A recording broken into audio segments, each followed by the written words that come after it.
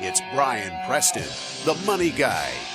The question that we have is for someone in their 20s, will $1 million be enough for them to retire? Now, we could not talk about is $1 million enough without first talking about, I love it, some 88 times over. Yep. I try to get everyone excited is that what you have an abundance of in your 20s is time. And we all know the formula for wealth creation is you definitely need to have the discipline to live on less than you make, turn that discipline into money, and that margin, that excess, then can be invested. And over time, it can do tremendous things for you. And that's why I know I got excited about being a person that didn't come from resources. Bo's the same way, that as soon as I found out that $100 a month could turn me into a millionaire, I was on the train. I was excited. I was on board for doing this for the rest of my life.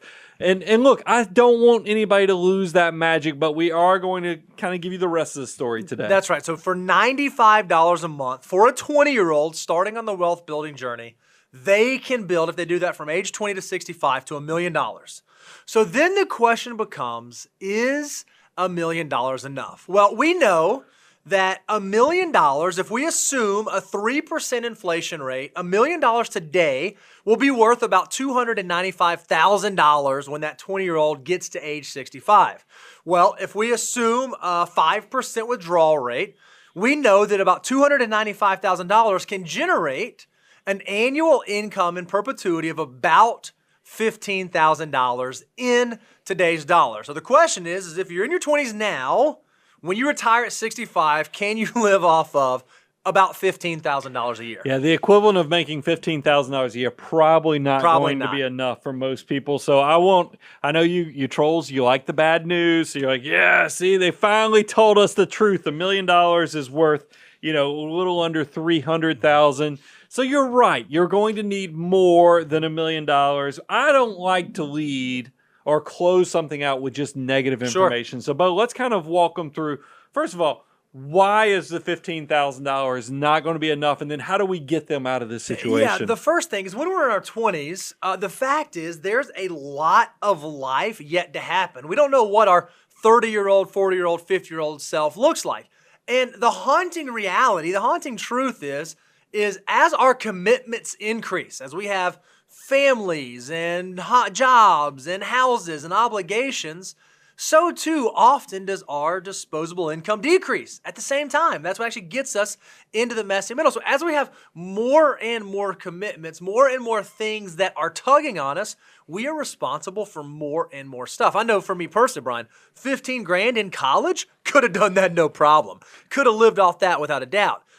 Looking forward to married Bo, with mortgage Bo, with kids Bo, $15,000 just doesn't get the job done anymore. I feel for our podcast listeners because they're not getting to see the visual here of this financial stages of life that we've created. I think that this goes even beyond the subject matter we're covering today, is because what this shows is it shows where you are with life commitments versus disposable income. And it is one of those things when you graduate college, you're like, heck, I could make $10, $20 last a lot longer.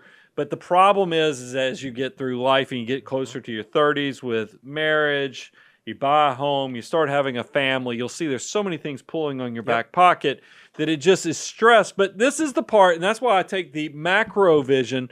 FIRE is so hard. If you want to do financial independence and retire early, that's why I always tell people in your 20s, your 30s, you think you're going to leave the workforce even in your 40s, there's still so much in life that can throw curveballs at you. I think it's amazing when you look at this visual and you see there's a crossover point that happens in your 50s where once again, your disposable income exceeds your commitments. Guess what? Ding, ding, ding.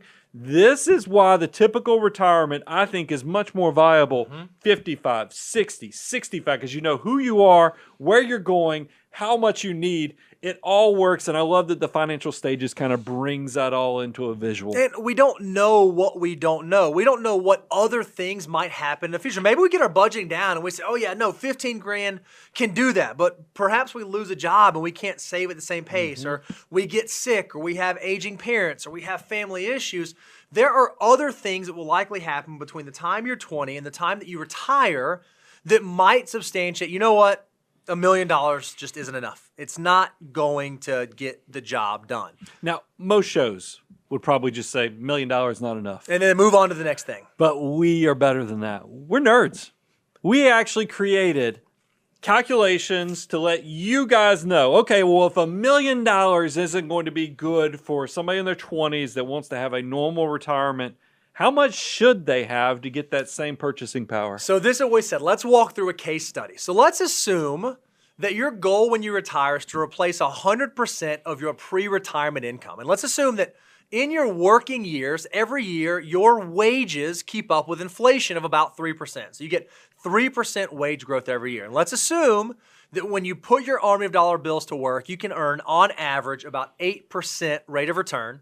You're going to retire at 65, and when you retire, you want to have a 5% withdrawal rate. That's a sustainable withdrawal rate at age 65.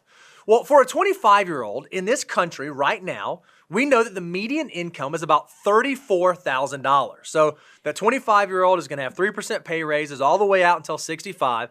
And at 65, they want to replace 100% of that pre-retirement income. In order to do that, by the time that 25-year-old gets to 65, they will need to have accumulated about $2.3 million. Which means, in order to do that, right now today, they need to start saving about $653 a month at age 25 to get to almost $2.3 million. So I guess if you're in Trollville and you're saying what's $1 million in reality, it's probably around $2.3 million. That should be your goal. That should be the thing that you are working towards, that you're moving towards. Because the $34,000 a year by retirement is actually the equivalent of close to $114,000 after you adjust it for inflation and wage growth and all the other things. That seems pretty reasonable. I don't think that's the craziest thing in the world. Reasonable. And then I even think that, $653, that's slightly above maxing out the Roth IRA each year. Maybe that's getting your employer match and maxing out your Roth IRA. Maybe it's something in that ballpark. Pretty powerful. So hopefully that's reframed where the goals are, taking into account inflation. That's very important right now, but also still keeping you optimistic about what you can create for the future.